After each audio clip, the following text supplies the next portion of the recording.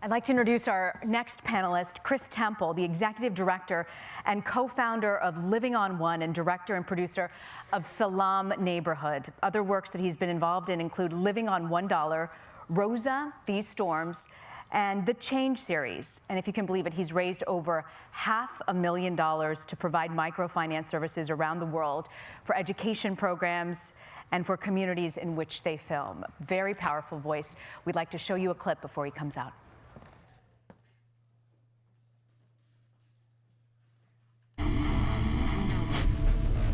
Now it's Syria. ISIS. Thousands of Syrians have lost their lives in the conflict. The United Nations reports that more than 3 million Syrians have now been forced to flee their country. This is the tip of the iceberg in Zaatari. في اللحظة اللي بتخطي فيها الحدود بتصبح لاجئ وحياتك في ايدين آخرين. It's still hard to get your head around living in a refugee camp. In District 5, it's going to be your temporary home. شكرا.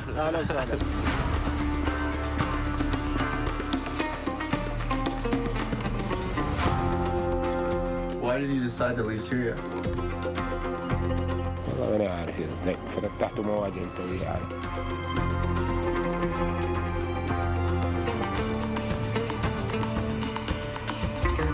موجز قصير عن الحادث.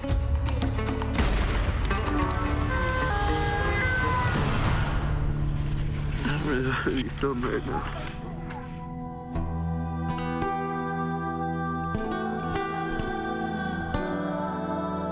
نظرة العالم غالبا ما بتكون او احنا مثل ما بنشوفها احنا انه للعرب او للمسلمين دائما هم ارهابيين.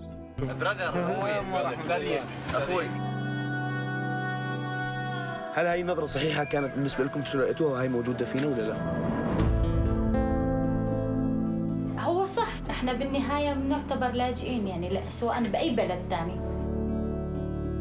حتى وهم لاجئين شعب منتج، شعب عامل.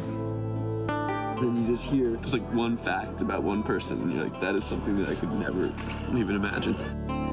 You know, we're not just Syrians and Americans, but we really are neighbors. And when neighbors are in need, hopefully they can come together and help each other.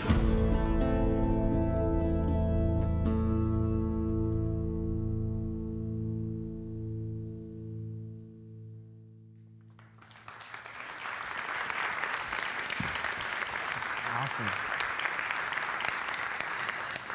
Sweet. Well, thanks, guys. I'm Chris, and this is my partner in crime here. The hairy, not so good-looking one on the right is Zach. He's the co-creator of all of these films and co-founder of our production company. So Zach and I have been working on these projects for a number of years, and Salam Neighbor specifically, which I want to focus on today and on the Syrian refugee crisis, actually started when we were living on a 1978 school bus, you know, as one does, driving around the country with our first film, Living on $1. We were on tour, showing it to communities around the country. And we actually met this incredible woman she was Palestinian American and the daughter of refugees. And she started talking to us about a lot of these bigger questions around a refugee's life. You know, and this one especially, you know, how do you rebuild after you've lost everything? And at the time, this was about 3 years ago, and we weren't seeing any of those answers in the news and the coverage of what we are seeing. It was really just predominantly, as it still is today, focused on violence, on fear, on the same images of war over and over again. So that was really the impetus for us to actually take a month and go and actually live inside of a refugee camp ourselves, not to simulate the life of a refugee, but just to truly have dialogue, to take the time to listen and understand what life is like. So we went to Zaatari refugee camp. It's about home to about 85,000 Syrian refugees. Our tent was in District 5 up in that top left corner there. You know, and the first person that we really became close with, and some of you got to see the film, was was our friend Ismail here. He's our same age. He was studying to be a French teacher back in Damascus, and he really was, in so many ways, just like you and me. You know, he was so relatable, so much like us, and he showed us, showed us photos of, what Syria used to be like, this vibrant, green, beautiful country. He talked to us about, the tourism and what Damascus was like, and spoke with so much pride. And Syria, it used to be a huge tourist country, millions of people coming there, more every year than Argentina, and now you see what these images are. And the real difference between him and us is that he was forced to flee. He really had no option but to flee. And I think for a second, I want you guys to imagine what it would be like to, in an instant, be forced to leave everything that you ever known and flee your country. And so here's a quick clip of that. Happy birthday to you. Make a wish. Granny. Hello. Have you done your homework? Adam. Ready or not? Here it comes. Violent clashes with live ammunition against deserve to get shot. Have a nice day at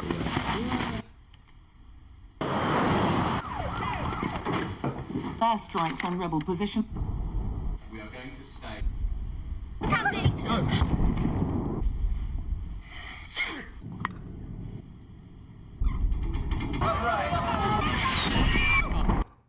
So you now have 10 seconds to decide what you're going to bring. You're fleeing your home. You've got 10 seconds to decide what it is that you're going to bring and bring with you. Here we go. Having fighting in Richmond. Where are we? Rebel forces advance.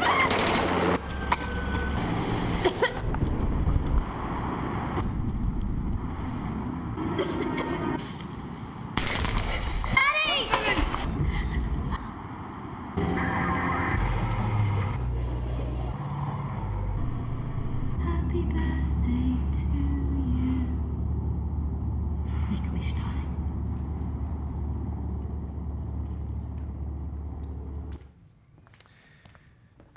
It's not just war that can displace people. You're looking at issues like natural disaster, climate change, a lot of different things that are affecting displacement all around the world, where there's 65 million people displaced now around the world.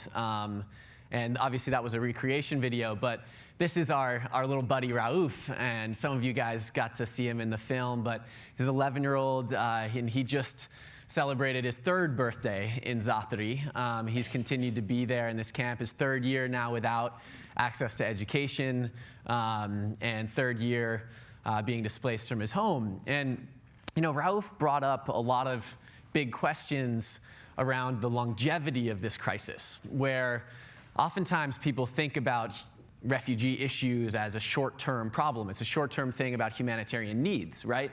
Where if we provide food, shelter, blankets, that's enough. We did our part, right? We helped people survive. We kept people alive. But when you think about it, on average, refugees like Rauf are displaced for 17 years living inside of these camps.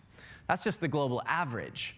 So that's an entire childhood. And I think what's so frustrating when you start to think about that is, if you're in these camps with really limited access to education, really limited access to, right to work, you've got an entire generation that's hugely at risk to spiraling into poverty, or even worse, spiraling towards issues like fundamentalist extremism and others. And so it starts to bring up these bigger questions that I want you guys to think about of, is warehousing someone in a refugee camp for, in a 1 mile by 2 mile radius and just providing basic needs, is that enough? Or is education a fundamental human right? Is right to work a fundamental human right? And I think this is a lot of these questions that we should all be considering in any of our work as we go through, and especially as we think about addressing this crisis.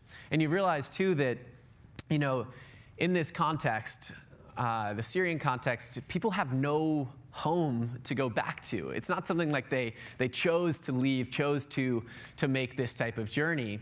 And this footage I found really, really powerful. I want to show you a short clip of what Aleppo, a major thriving city in Syria, looks like right now.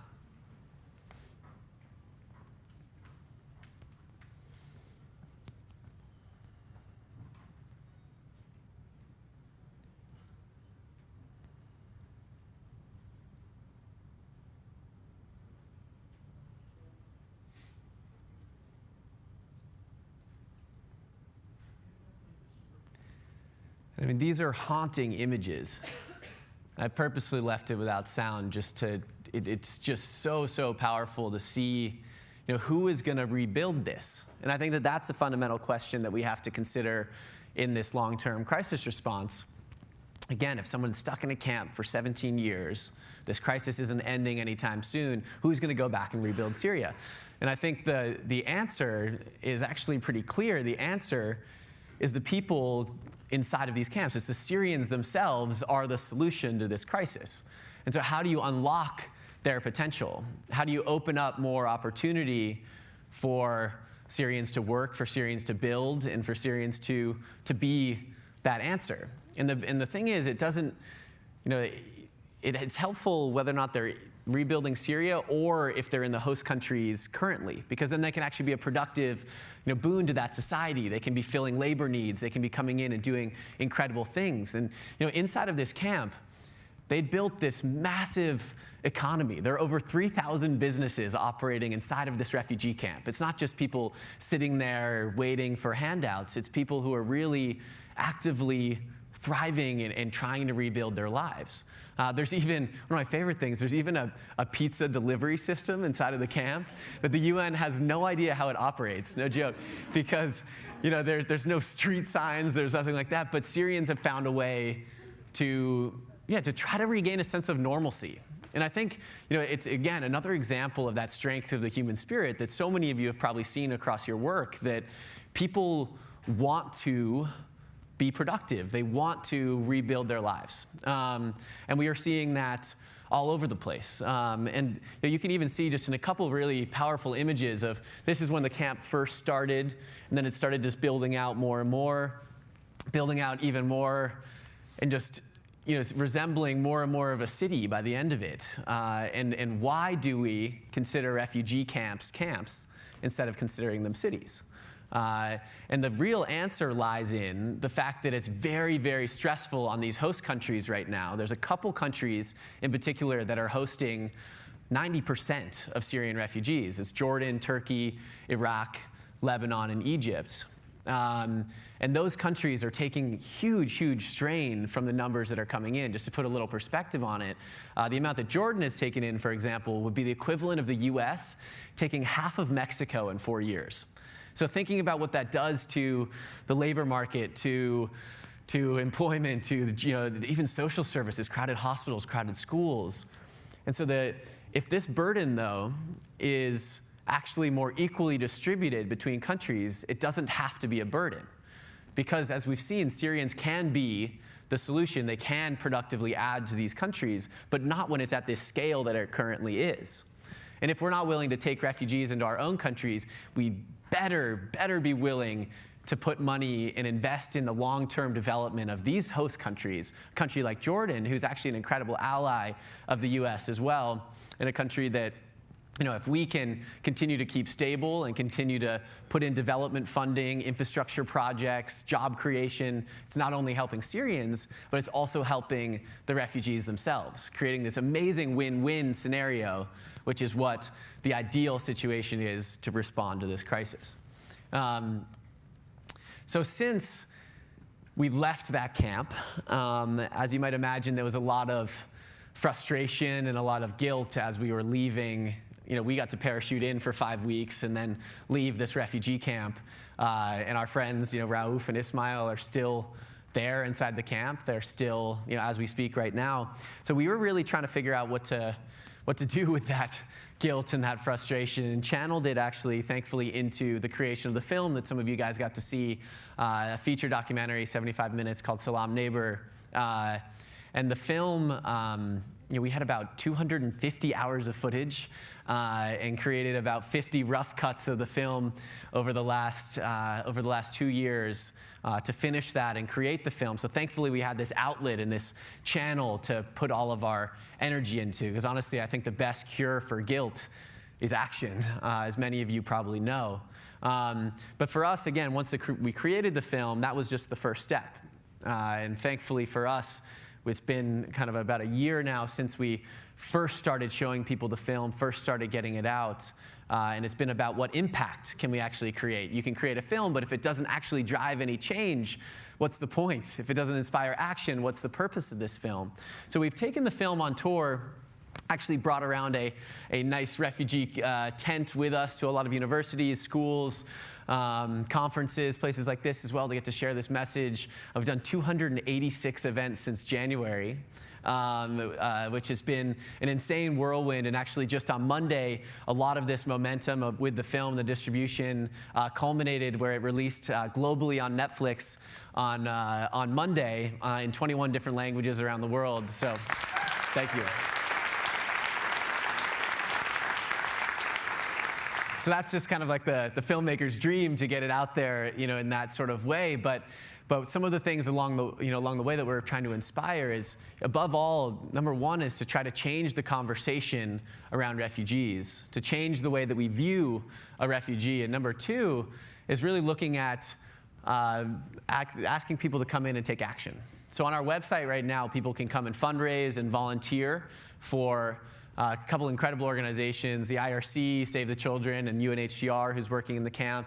And you can actually directly donate to programs that are affecting the main characters in the film, and 100% of any of that money goes directly to those programs. And we've been so thankful to raise about $145,000 already, even before the Netflix release, for those programs, which is just, again, seeing at least some of that financial return for the organizations doing incredible work has been testament to you guys, to people being willing to get engaged and involved. And second, on the volunteering, people are coming and volunteering to welcome people, new resettled refugees here in our own communities, to come in and be a part of that moment when someone arrives off a plane into a new country, into a new community, and how are we going to welcome them? And I think that's a huge element. And then the third, which has been really fun, is actually we have a petition going right now, and since January, with Global Citizen, a partner of ours, to earmark money for education in emergencies, to make sure that things like that aren't being lost when you're looking at these short-term humanitarian issues. So we've had about 250,000 people sign this petition since January. And then just at the end of May, we got to go to the World Humanitarian Summit in Istanbul. And instead of us presenting these petitions to world leaders, Rauf did. And I wanted to show you that. قائدة العالم، مرحبا بكم. هناك 150,000 توقيع من عدة عرائض كافة أنحاء العالم الذي تدعو جميع قائدة العالم للدعم المعنوي والمادي. اليوم في اسطنبول نحن نترجاكم، أريد أن أصبح طبيبا، نرجوكم أن تساعدوا أطفال الغد، ساعدوا جيرانكم. Thank you. And on the spot,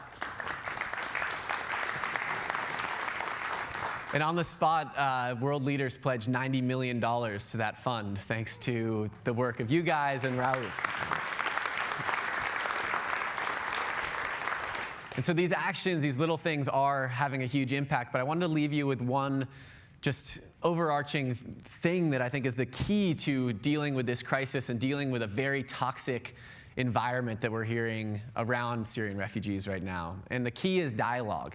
And that's what this film to us was always about. It was about going in and taking the time to speak with somebody who's different than you, speak with somebody from a different religion, a different background, speak with a refugee and hear their voices, have these dialogues instead of monologues, which is happening back and forth around this crisis right now. And why it's so important is, we actually got the chance to go back to the camp very recently in December.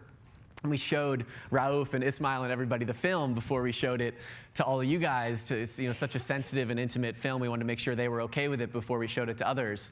And yeah, Ismail was, his quote about it was what, I was so surprised it was any good. So that was his reaction. It hadn't leave little faith. But at that moment though, we were speaking with him about about the film and what we're doing with it, and he asked us, why. He was quoting people in the political sphere, saying, why did Ben Carson call Syrian refugees rabid dogs?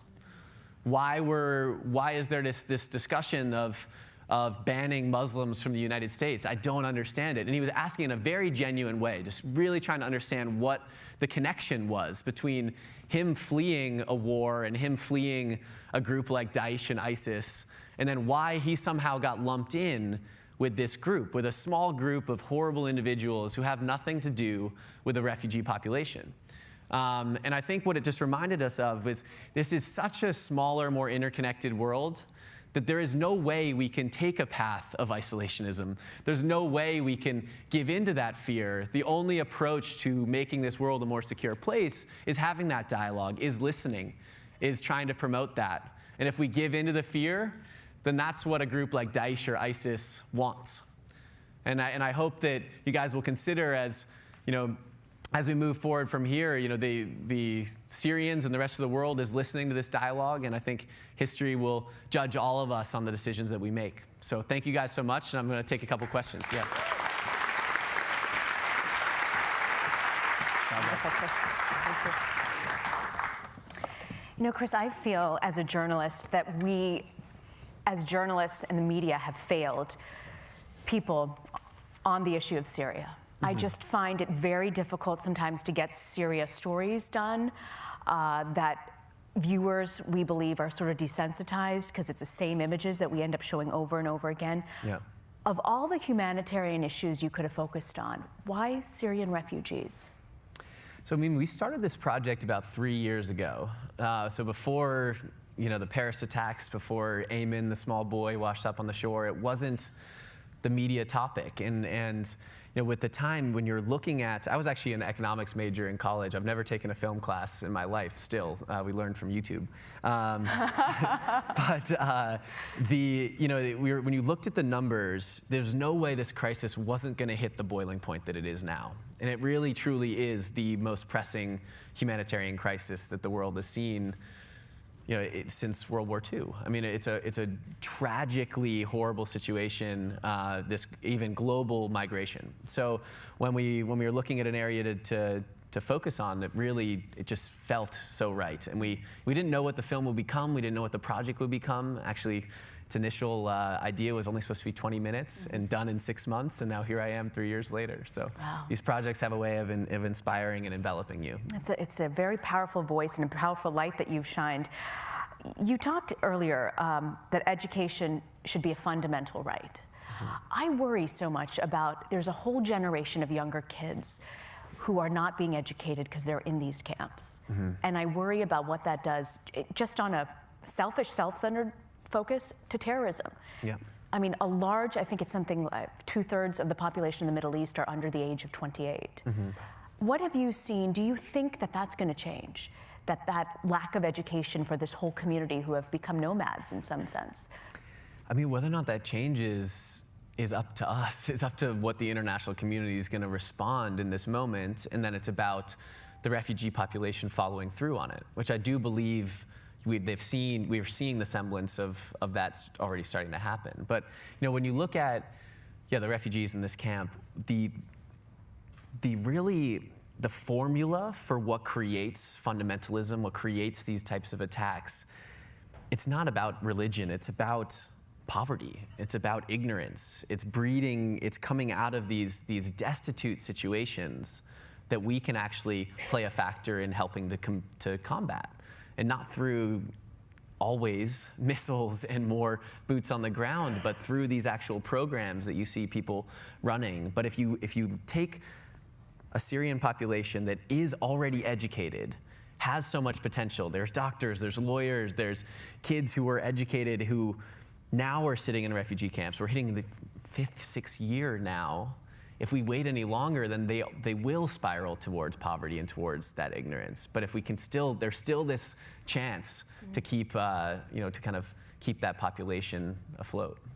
I often wonder the way that people look at George W. Bush's legacy and with the situation in Iraq. Will Syria be President Obama's equivalent? That's a big question, and he just did, he's spoken a lot on this issue from the political intervention standpoint.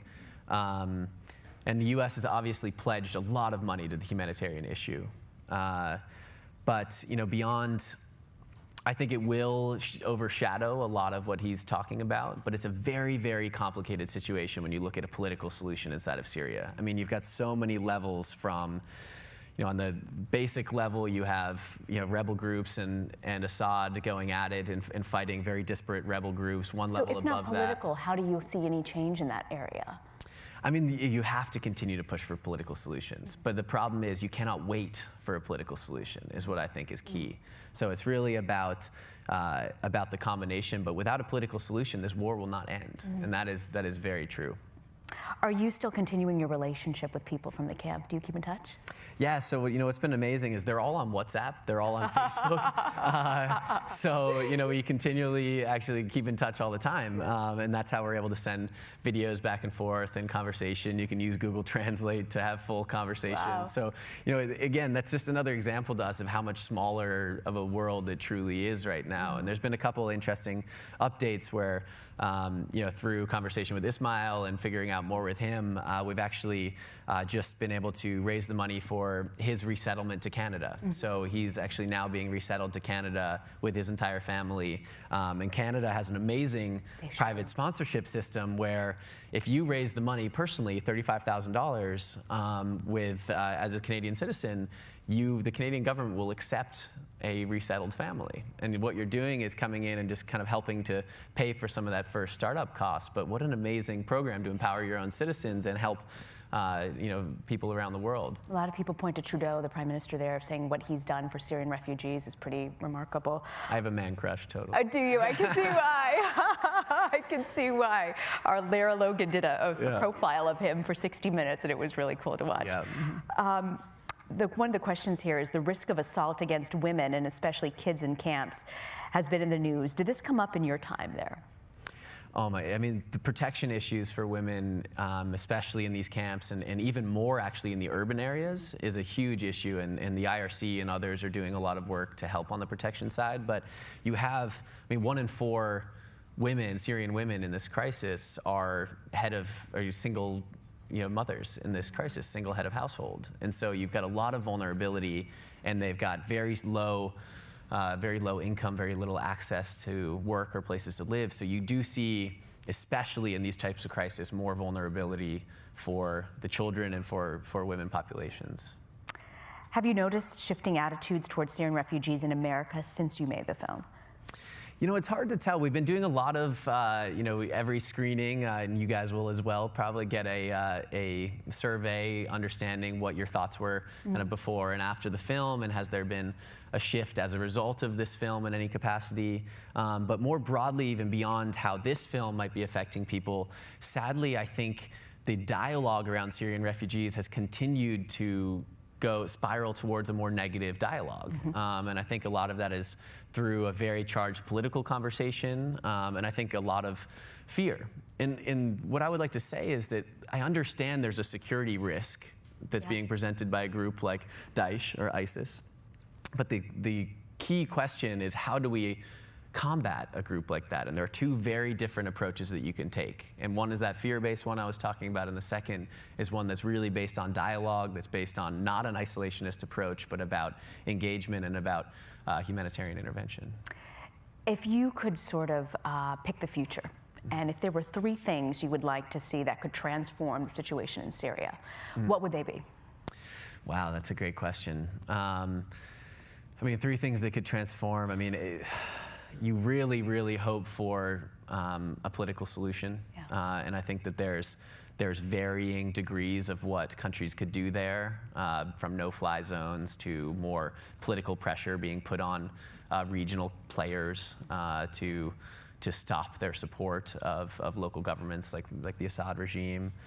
2, definitely on the humanitarian interventions. There needs to be a significant increase in money going to this crisis. The UNHCR last year was only reached 51% of its budget that it was asking for to respond to this crisis. So in those moments, of course, people are going to cut the important things like education, like job creation, microfinance programs, things like that could really help.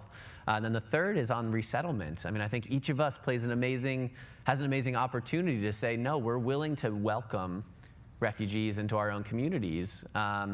And these are people who are incredibly well vetted. We actually had a screening last night with the Department of Homeland Security and walked through all of the different layers that over a 2-year process that Syrian refugees have to go through to be welcomed into the United States. It is not the population that we need to fear. And so I think that element does a lot too to showing the international community that the United States is welcoming, that what makes us stronger is the diversity of the people here. And I hope that all of us will continue to keep that in our minds as we leave here today. Good point. Before I let you go, we're actually way out of time. Just a quick answer. How do you, if someone's passionate about an issue and wants to do what you did and make a film, how do they go about getting financed? Oof. It's impossible. No, I mean, getting finance is a really difficult process, especially early. Yeah. Now it would be people would maybe help us finance this film once it's created, but that first step is really important. And we actually were lucky to work with 2 Arab co-producers on this film, which was amazing. Kind of what you see behind camera is actually what you see on camera, is actually Arabs and Americans coming together to try to create something. And so they're willing to help us in that first moment to come in and finance this. And really the private donors are the absolute key to that first level. And then once you've got something to show, even a small teaser, some footage, then you can start to go after grants and other places. But I'm happy to provide any insight more specifically to people afterwards, and we can chat about it. Great. Chris Temple, this is a powerful light and an issue that just we don't get enough media attention on. It is Salam Neighbor on Netflix. I look forward to watching it again. Thanks so much. Thank you, Chris. That's great. Thank you, Chris. Thank you very much. Really good.